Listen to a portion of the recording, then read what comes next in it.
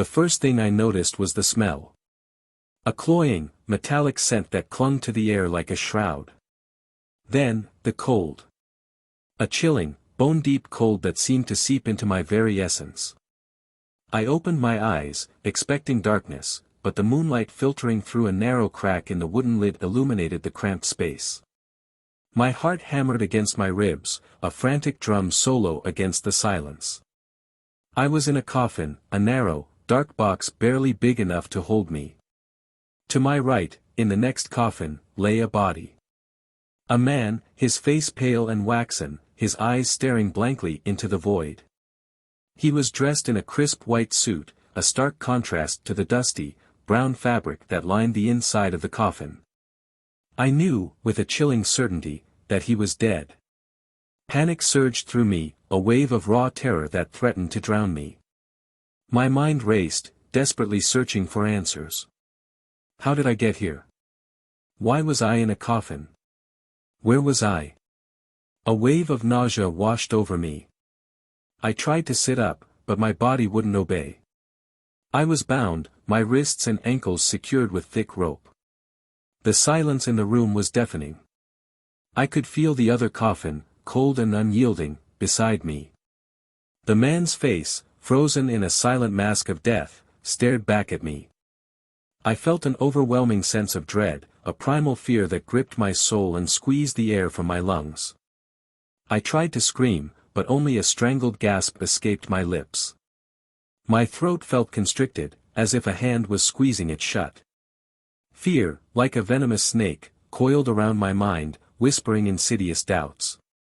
Was I dead? Was this the afterlife? Or was I simply trapped, a victim of some elaborate, macabre prank? The moonlight shifted, dancing across the walls of the room. I realized I wasn't in a room. I was in a crypt, a subterranean chamber filled with other coffins. The air was stagnant, heavy with the scent of decay. Each coffin, a silent sentinel, held its own secrets. What horrors lay within? My mind, frantic and desperate, tried to piece together the fragments of my memory. I remembered waking up in a strange apartment, a place I'd never been before. There was a woman, beautiful and alluring, with a smile that hid a darkness I couldn't fathom. We had talked, briefly, about things I couldn't remember now. Then, a sudden, sharp pain, a searing sensation that ripped through my head. And then, darkness. The memory was like a shattered mirror, reflecting only fragments of the truth. I had to get out of here. I had to find answers. I had to survive. With a surge of adrenaline, I started to struggle against my bonds. The rope was thick and rough, biting into my skin. My hands, clammy with fear, felt weak and clumsy. I tried to break free, but the knots were too tight, too secure. I looked around frantically, searching for anything that could help me. My eyes fell on the man's suit. It looked pristine, untouched by the decay that surrounded him.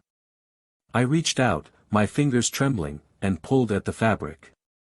The cloth was smooth and cool against my skin. I pulled at the jacket, ripped it free from the body. With shaky hands, I tore strips from the lining, weaving them into a makeshift rope. It wasn't much, but it was a start. I wrapped the rope around the coffin lid, trying to pry it open. The wood was old and brittle, resisting my efforts. With a burst of strength, I managed to pull the lid open a crack. A sliver of light spilled into the coffin, illuminating the cramped space. I could hear the faintest sound of dripping water, the rhythmic tick-tock of the clock in the distance. The scent of decay was stronger here, a sickly sweet aroma that made my stomach churn. I felt a wave of nausea rise in my throat. I pressed my face against the cold wood, breathing deeply, trying to control the overwhelming urge to vomit. I knew I had to get out of there. I had to find a way to escape this tomb, this nightmare. But how? Suddenly, a sound. A faint scratching, coming from beyond the wall of coffins. It was a soft, rhythmic sound, like a fingernail tapping against wood. I held my breath, my heart pounding in my chest. The scratching stopped, replaced by a low, guttural growl. The sound sent chills down my spine. I knew, with a sickening certainty, that I was not alone in this crypt. The growl came again, closer this time, followed by a rumbling sound, like a heavy object being dragged across the floor. I pressed myself back against the coffin, my body trembling. Fear, cold and icy, gripped me in its icy claws. Something was coming. And it wasn't human.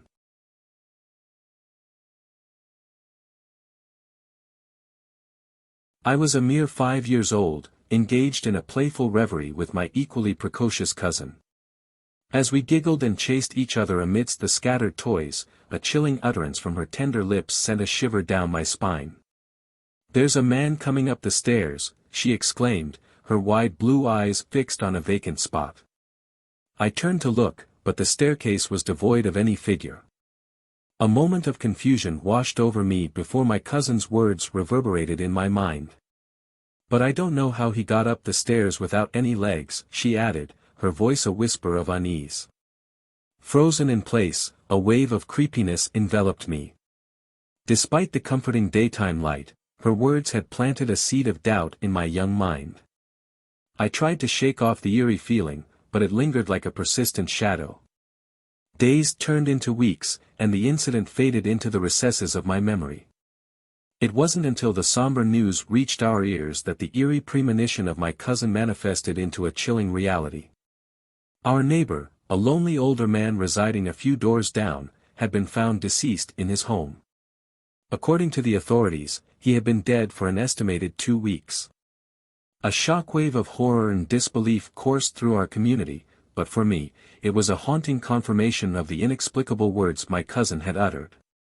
Our neighbor, a double amputee, had somehow ascended the stairs of our grandmother's house, invisible to my eyes yet perceptible to the keen senses of a child.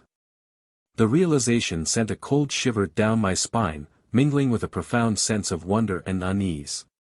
In the aftermath of this unsettling discovery, other instances of my cousin's unusual sensitivity surfaced. She would often speak of seeing figures in the darkness, whispering names that hung in the air long after her words had faded. She seemed to possess an uncanny connection to the unseen world, bridging the realms of the living and the departed. As the years passed, I carried the memory of that fateful day and my cousin's strange utterances with me. It became an enduring reminder of the hidden forces that coexist alongside our mundane reality. The enigmatic world of spirits and premonitions, once dismissed as mere fancies and folktales, had left an undeniable imprint on my consciousness. I never again encountered such an overt manifestation of my cousin's abilities, but the memory of that day upstairs at my grandmother's house remained a potent reminder of the boundless mysteries that lie just beyond our grasp. The invisible man who ascended the stairs without legs became a beacon of the uncanny, a symbol of the ethereal realms that dance alongside our mortal existence.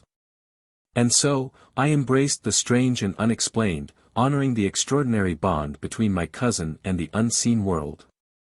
I learned to respect the whispers of the wind, the flickering of shadows, and the inexplicable moments that transcend the boundaries of our ordinary perception.